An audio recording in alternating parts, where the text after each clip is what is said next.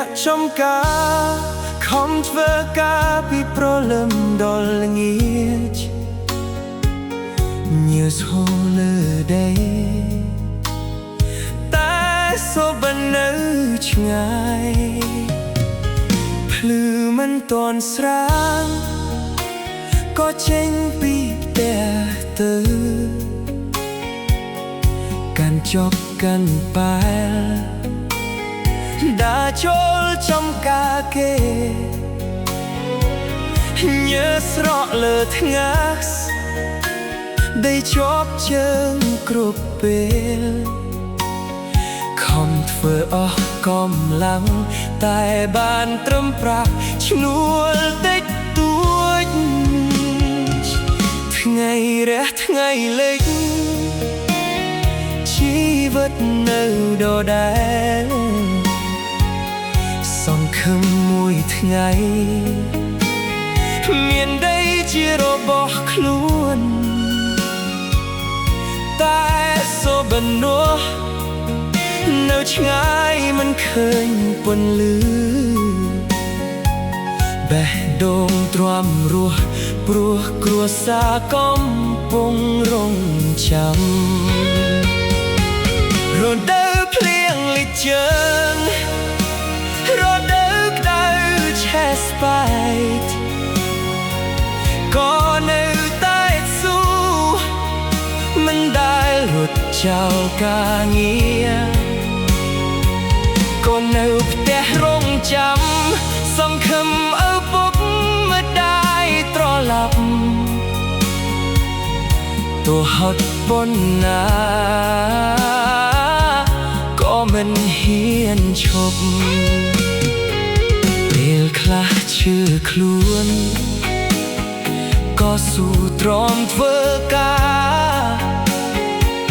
ព្រោះខ្លាចគ្មានប្រាក់ទិញបាយឲ្យកូនញ៉ាំ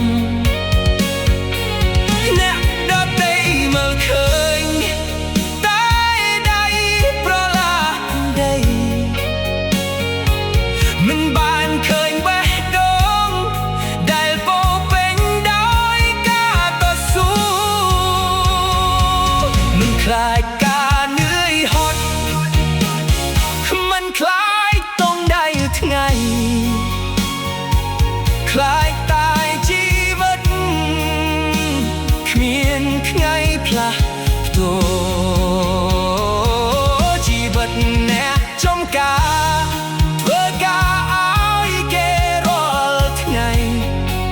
ខំប្រឹងស្ទើរអស់ដងហើមតែគ្មានអ្វីជារបស់ខ្លួន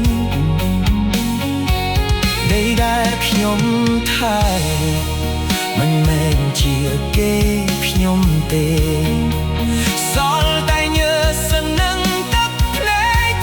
ជាមួយក្តីសង្ឃឹមមិនរលត់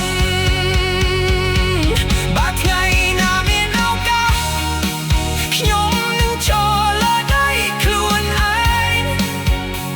មិនចង់រស់ជាកម្មកររហូតដល់ថ្ងៃចាស់សូមឲ្យការខំប្រឹងមិនคล้ายជាខ្យល់បោកបាត់ឲ្យជីវិតអ្នកចំការមានថ្ងៃញញឹមដូចគេផងញើដែលស្រក់មិនដែលកុហកទេវាជាស្នាមនៃជីវិតដែលប្រឹងរស់ដោយស្មោះត្រង់ទោះជាអ្នកក្រីក្រក៏នៅមានសេចក្តីថ្លៃថ្នូរសង្ឃឹមថាថ្ងៃស្អែកនឹងប្រសើរជាងថ្ងៃនេះជីវិតអ្នកចំការបើកាយគេមិនដែលទល់ឯទោះលំបាកប៉ុណ្ណាក៏មិនបោះបង់ក្តីស្រមៃថ្ងៃណាមានដីជារបស់ខ្លួននោះចិត្តថ្ងៃមានន័យបំផុតសូមឲ្យបានលើកក្តីសង្ឃឹមនាំជីវិតចេញពីភាពលំបាកញើសធ្លាក់លើដី ថាថ្ងៃណាមួយជីវិត